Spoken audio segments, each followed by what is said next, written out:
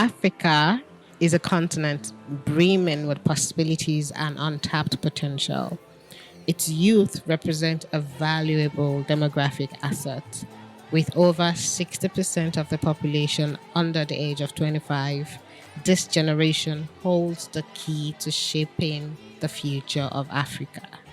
However, harnessing this potential requires empowering young individuals and providing them with the necessary tools, resources, and support they need to become the change makers we see them to be. This podcast delves into the experiences and insights of our guest, Itofa, shedding light on the power of youth-led initiatives, youth philanthropy, and the crucial role of mentorship and support systems in driving change in Africa. Welcome to the Ubuntu Giving Podcast.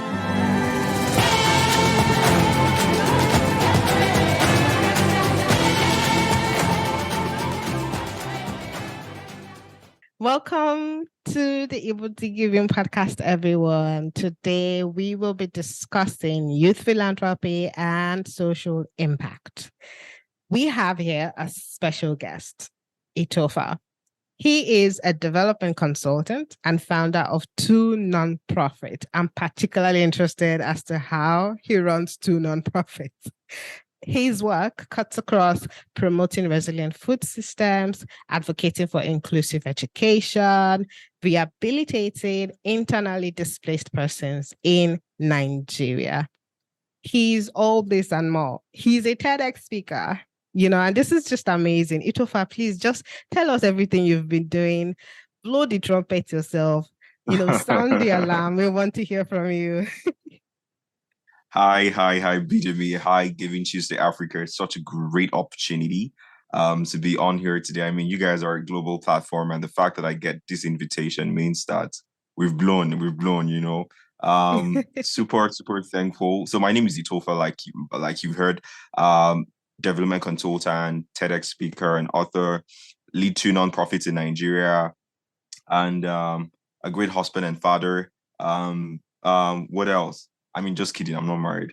But yeah, that's pretty much all. That's pretty much all my work that I do. But most importantly, the fact that I'm Nigerian and just really want to change the landscape of what it means to be a social entrepreneur from Africa.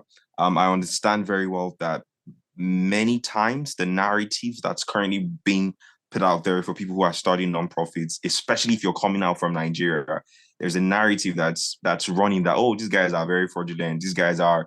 Yeah, their ways are not pure, right? I want to be that guy who changes the narrative, right? And just shows that, look, kindness is very cool. It's cool to be kind, right? Every one bowl of meal you pass out to somebody, the kids we work with at the food bank, everything we do, it's just to let somebody know that, look, you can make a difference too. And it's really been interesting because I started this journey when I was just in my second year and just 19 years old. And it's been an incredible journey. Having just come this far. So that's pretty much my introduction.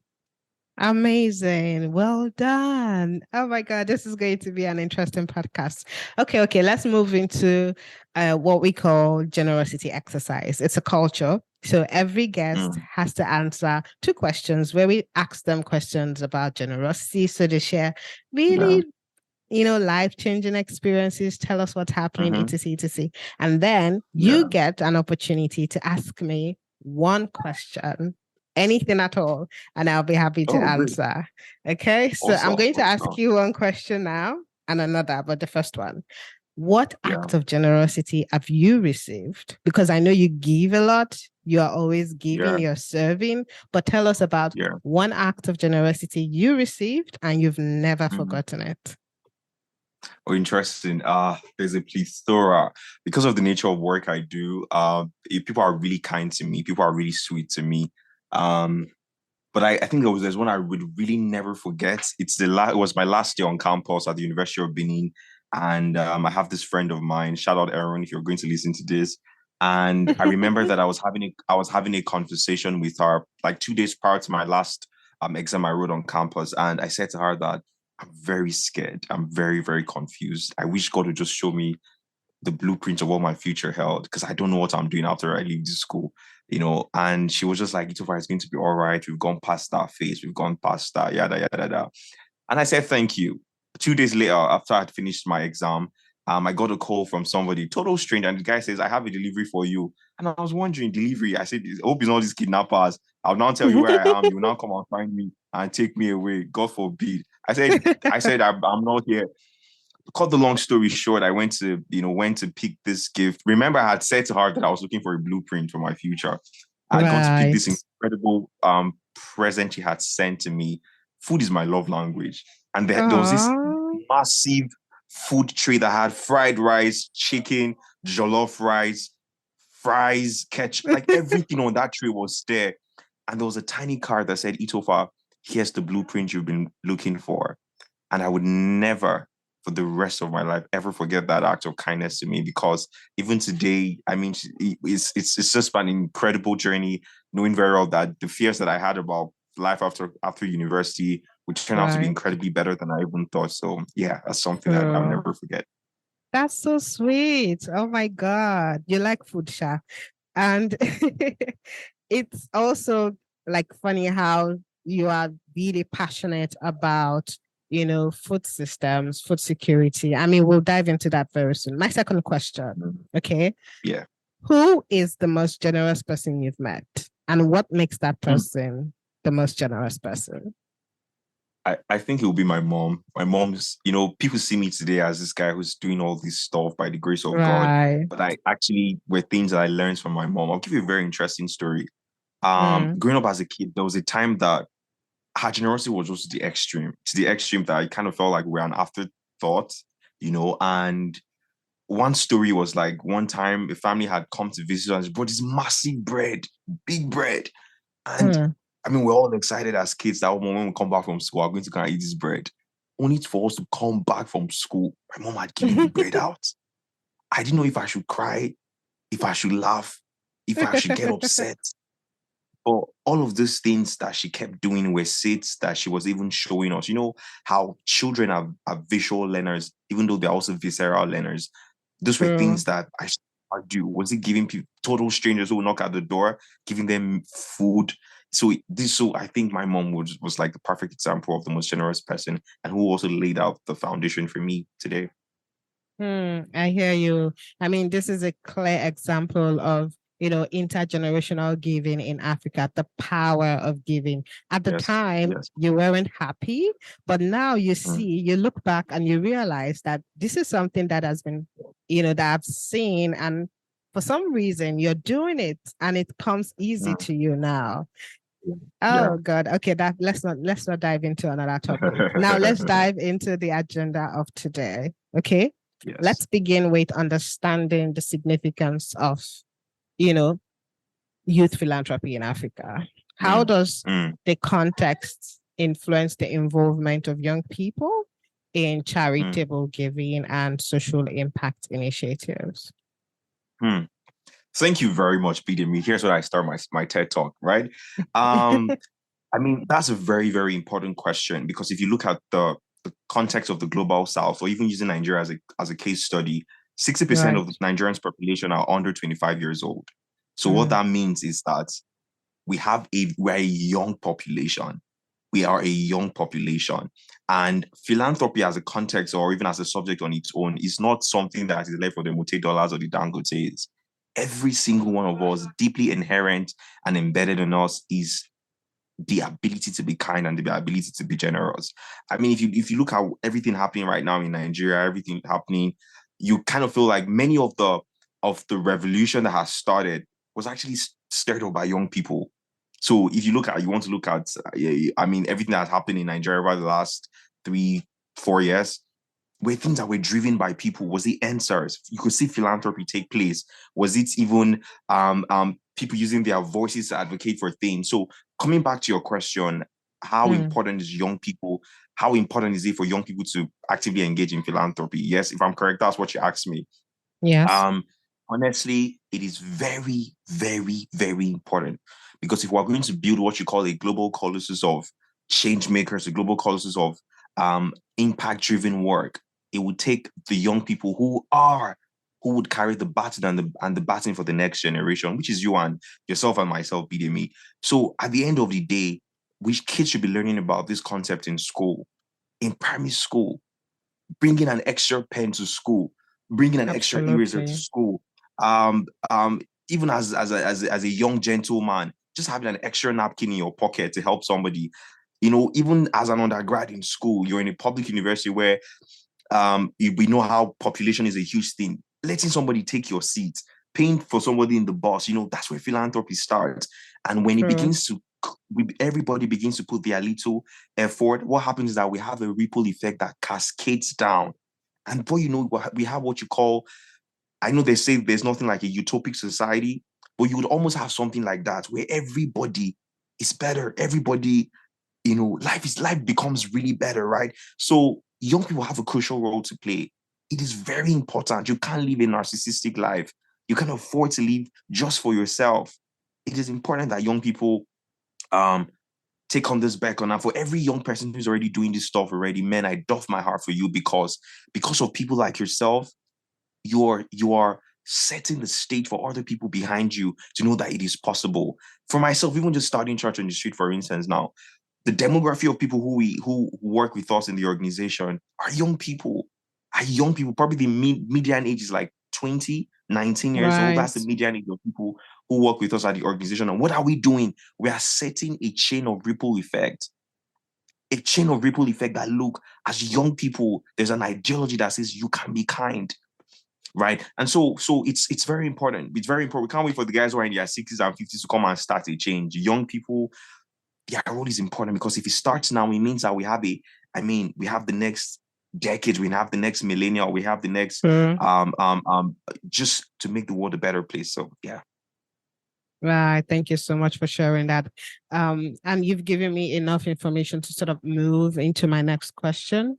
Let's touch on factors. If some young people come from, permit me to use the word, economically disadvantaged backgrounds in terms of Yeah. resources, and some of them feel that because they are not, seemingly born with a silver spoon, they cannot Mm, contribute to the society. But we know mm, now that youths are resourceful. They're leveraging their skills, their time, their networks to create social impact. Can you share some examples of where, specific socioeconomic factors that should have influenced a young person, to say not contribute to philanthropy or his community, but instead mhm. that person was resourceful enough to find other ways and alternative means to create Yeah. change? Beautiful. They're like a plethora of stories, but I'm not going to go too far beating me. I'm just sitting right in front of you.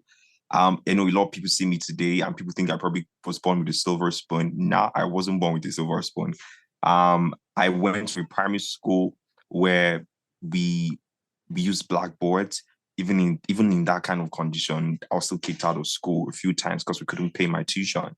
There were also times even when, as in high school, when even still couldn't pay a few times. And there were times even as an undergrad in school where I resumed the whole semester with only 5K. There are 4 months in a semester, and this is an undergrad going to school with only 4,000 naira, right? That kind of gives you a perspective of where I'm coming from. Oh, let me even add this.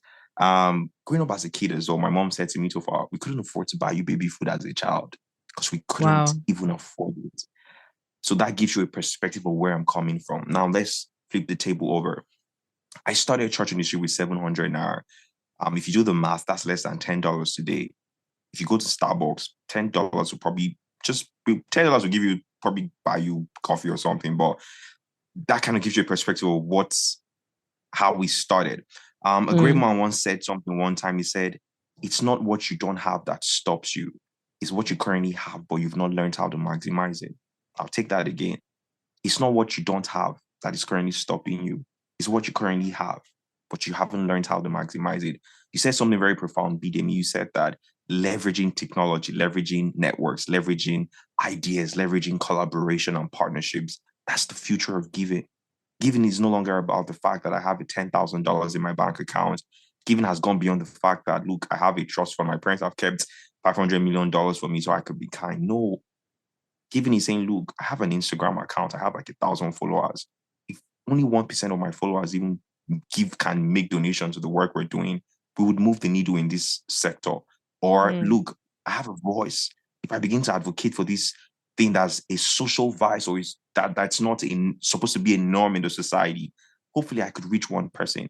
What about that little girl somewhere in Kaduna who's been thrown out of school because she cannot afford to pay tuition fee of 1,200 naira? Is it possible that my friends and I could crowdfund and reach her, even though I don't have 1,200? At the end of the day, you'd realize that collectively as people, we could actually move a needle in the society and make a difference. It's not about, it's going to be, look, philanthropy, stirring a social change, it's not about money.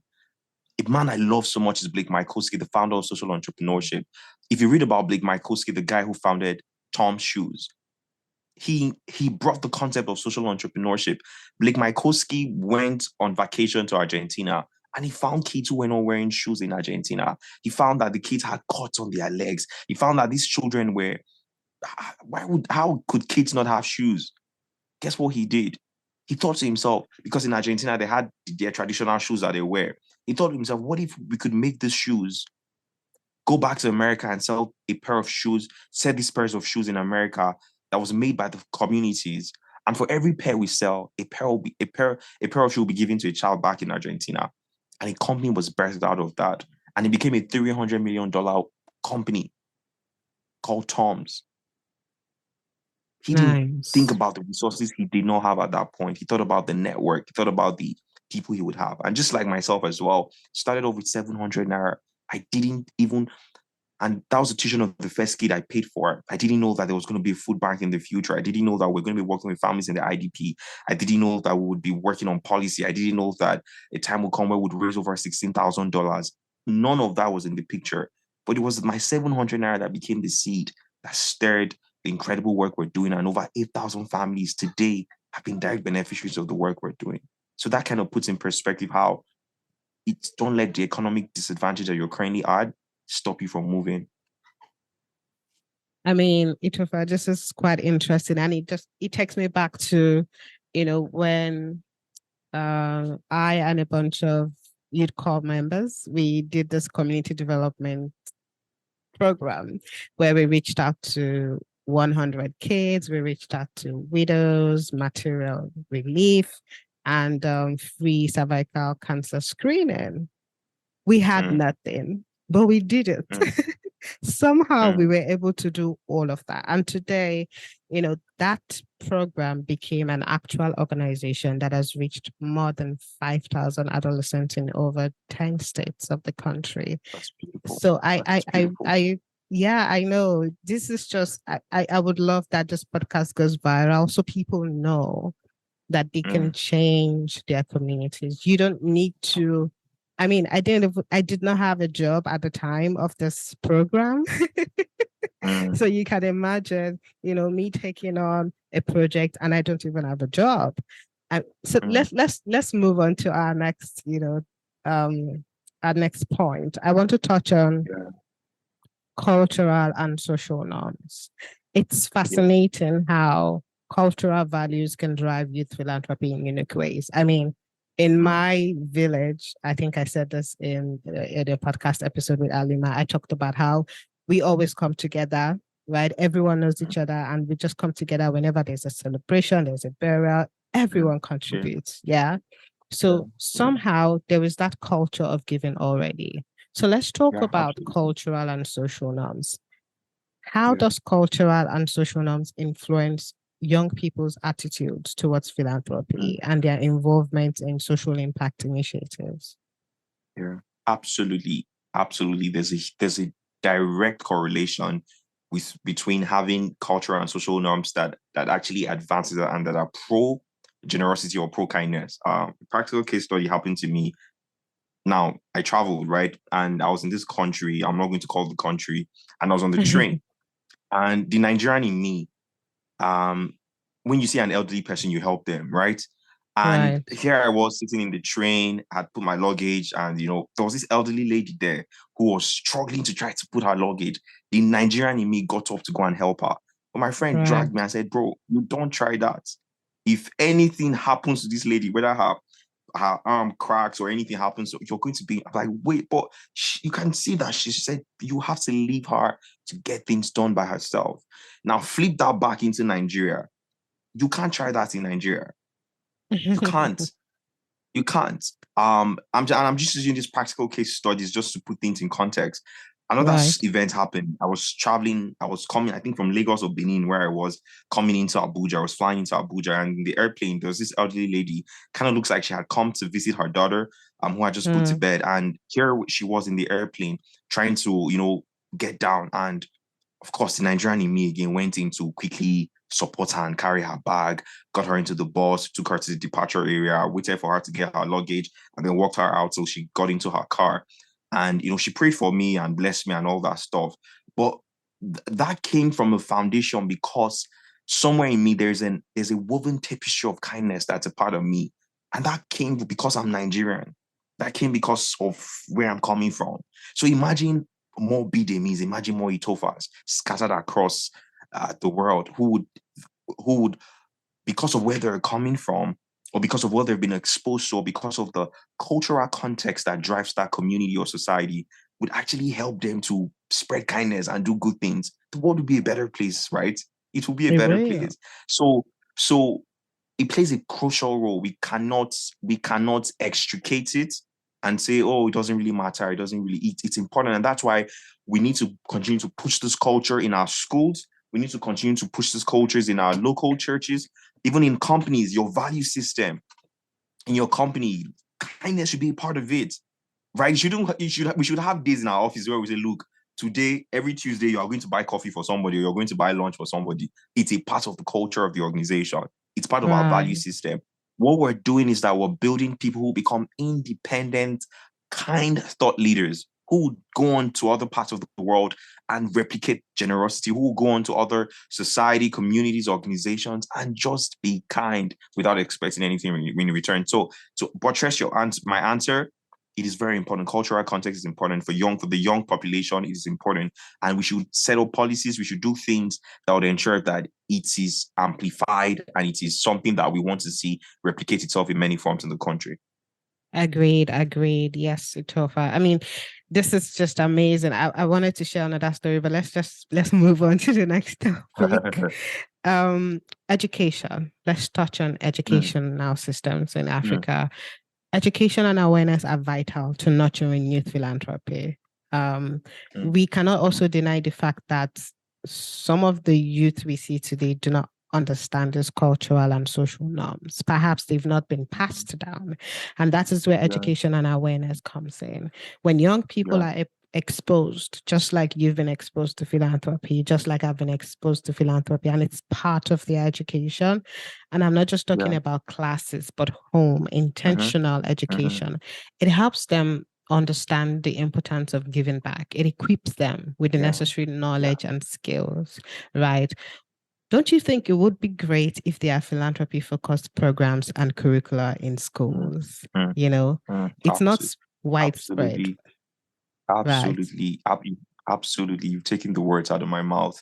Um, so what we're currently doing at the food bank, because I have been running church in the street for about 5 years now, and going on, we just launched my Ninja Food Bank, and it's of July 1st last year was when we launched it. But officially started operations just last month, just this month, we started operations. And one of the things we're going to be doing with the schools we're working with at the food bank is to see how do we engage children. It's called the Rural Leadership School.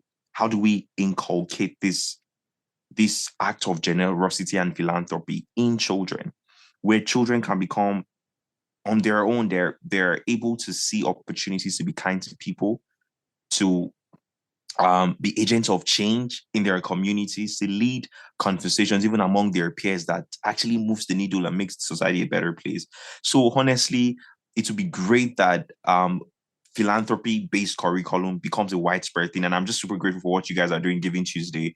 Having a podcast like this, that is what you're doing already. So having more people add their voice to the conversation where we're saying, look, how do we push? How do we galvanize more people? Whether it's through symposium, whether it's through a leadership summit, whether it's through empowerment, just gets people in the room and have these conversations and say, look, how do we, what ways, because everybody speaks different languages and you have to meet them at where they are, right? Just like we met the guys who are economically disempowered. How do we meet the children in rural schools now? How do we meet the guys who are in C-suite organizations? How do we meet the guys who are just like nursing mothers? How do we meet the people who do 9 to 5?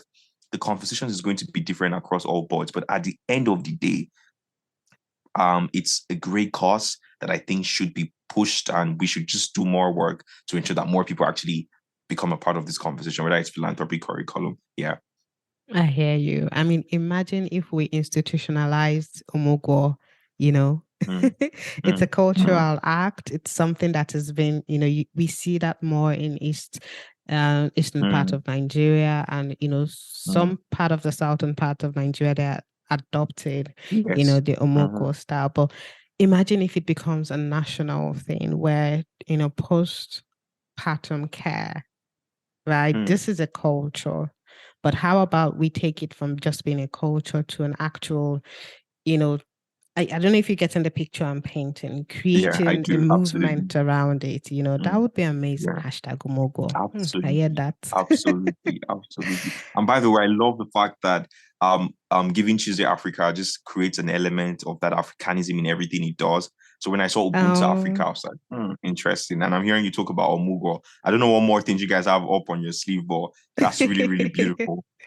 Thank you. Thank you so much. Okay, so this is my last question. All right. Mm. We've had, by the way, this has been an amazing conversation. I feel like if we were to speak for an hour or more, this conversation was still be interesting. But let's stick to 30 minutes because I'm not a fan of 1 hour podcast. Let's Yeah. touch on policy, right? And Mm. institutional support. We Mm-hmm. know that this can also significantly impact youth philanthropy. Governments can play a Absolutely, crucial role. absolutely, It's absolutely. all of we still, while we are saying do not look at your environment or look at where you're Mm, coming from, having an mm, enabling environment is also a good mm. thing, right? Yeah, yeah. Opportunities, support Yeah. mechanisms. So, is it possible? Now, this is the question: how does policy and institutional support impact youth philanthropy? Are there, governmental regulations or existing support structures that Mm, facilitate or hinder mm. the involvement of youth? Yeah, thank you very much for that question. Really, really love the fact, because right now everything I do, I'm just talking policy, because um how do I break this concept down? There's what you call so there are two types of interventions that are supposed to be created, like whether as a nonprofit or you're trying to create a solution for a particular sector that has a problem. There are two types. There's what you call systemic change and resolution change. Systemic Mm-hmm. change is when you see a problem and you think about the root cause of the problem and you design the solution with the frame of mind of having the root cause in picture. And that's what you call the resolute change, where I mean it's you see the problem as like, how do we create a quick intervention right now? Let's flip the table now. You see, the role policy plays is the fact that we can continue to be kind to each other, continue to be good to people, but it becomes faster and more widespread when the governments are also a part of the conversation. When young people are beginning to, or not even young people, when the government is now beginning to look, how do we even implement things like design thinking in our universities?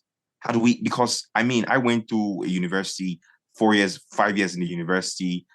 Nobody taught me any of these things, concept of social entrepreneurship. No, we don't have, there are currently no policies that really, they're talking about young people can rule, stuff like that. There are really no policies, I mean, in Nigeria, so Nigeria, that would say, look, would engender and galvanize young people to become actors or empower them in terms of education wise, because it's education you really need to drive deep change. Now, in terms of government wise, we don't really have any of those solutions, but organizations like Leap Africa, the Acumen Foundation, these guys, philanthropy universities, they're already providing education and empowerment for young people, and even how young people can begin to engage their voice to become social actors and drive that change. But to answer your question, is policy really important? It is very, very, very, very vital. And my hope is that someday we would begin to have government that would listen, that would actually pay attention to what is really understand the temperature of what is happening socio-economically, and begin to listen to what young people are saying, and develop systems and develop policy drafts and develop policy briefs, and even engage young social actors to be part of that conversation. Imagine that there is a policy that says, look, as you're an undergrad, social entrepreneurship is something you're going to be learning. And you're not just going to learn the theoretical part, you're going to learn, you are going to work with local actors who are working on the field, working on the ground. Imagine they're going to pair Bidemi with Church in the Street, for instance. They're going to pair John with my9jaFoodBank, for instance, and he gets an idea of what it means to work. I mean, that's what the NYC is supposed to be doing, but I don't know if it's doing it. Yeah, but yeah, aside that, policy is really important. And someone like myself, it's one of the reasons I want to run for president in the future and see how we could push these things and ensure that we create systemic solutions that would really, really change the country. Can I just say you have my vote? Yes, thank you very much. One step closer to the Outer Rock, or whatever it's going to be called at that time. You have my vote. I mean, when you touched on institutions that already exist, like Philanthropy University. I mean, Philanthropy University was crucial to my growth. I have an engineering background, and I did not enjoy my time in school because we were expected to learn a certain way. You know how Nigerian universities are. And for a moment, I questioned my intelligence. You know, I questioned, do you know book at all, that sort of thing. But when I did my master's degree in international affairs, I started looking at, the development sector, and I discovered Philanthropy University, and I took on courses like fundraising strategies, girl-centered designs, essentials of nonprofits. Oh my God, the list goes on and on. So yes. I love what philanthropy. Yes, and it's and it's free. I love what they do. And I think another organization that I really appreciate is Ingressive for Good. They're doing such good work. Anyway, thank you so much, Itofa, for spending your time, for showing up, right? I don't want to ask too much questions, but this is your turn, right? It's your turn. Ask me one question before we wrap up this episode. Awesome. What's your biggest dream in life? If you no, let me rephrase that question. Question. If you couldn't fail, what would you do? What would you be doing? If you knew you couldn't fail, what would you be doing? If I knew I couldn't fail, what would I be doing? To be honest, Itofa, I am doing what I will be doing in 10 years' time, in 20 years' time, in 30 years' time. And that is creating. I'm a creative at heart. I'm always creating initiatives. I'm always creating a program, an event. I mean, if you ask me now, what do you do apart from what I do in GivingTuesday, you might be surprised, So I'm actually doing what I love. Beautiful. And I mean, yeah. Yes. Yeah. So every time someone tells me to ask them a question, I really like to locate them. So what I mean by locate them is like figure out if they're really doing what they're called, what's a part of their core, because embedded inside of every one of us, there's what you call your self-concept. And your self-concept is who you really are. In 27 years' time, by the grace of God, I'm still going to be doing what I'm doing. So it was important that I asked you, and it's good to know that you're in touch with yourself and to know that you're in your very, very happy place. And I think one of the things that a lot of people don't realize is that money is not really everything, but money comes to you easily when you're in a happy place. It may not come in the volume you want it, but with time, it will happen. So, Bidemi, well done. Well done. Yay! Someone is clapping for me. Thank you so much. I mean, while we are doing what we love, we are not, saying there are no challenges. There are no times where we are not demotivated. But seriously, this is it for me. Thank you so much, Itofa. Thank you. How do you pronounce your surname? Ivarah. Okay, yes. Great. Itofa Ivarah. Awesome. And now to you, our audience. Thank you so much for listening. We hope that you've learned that youth empowerment is a critical driver of social change in Africa. We hope that you've seen how youth-led initiatives, entrepreneurship, and support of young individuals can actively contribute to the Africa we want. And we hope you've been inspired to take action. Please share this podcast with your network and let us spread the spirit of generosity. Thank you and good day.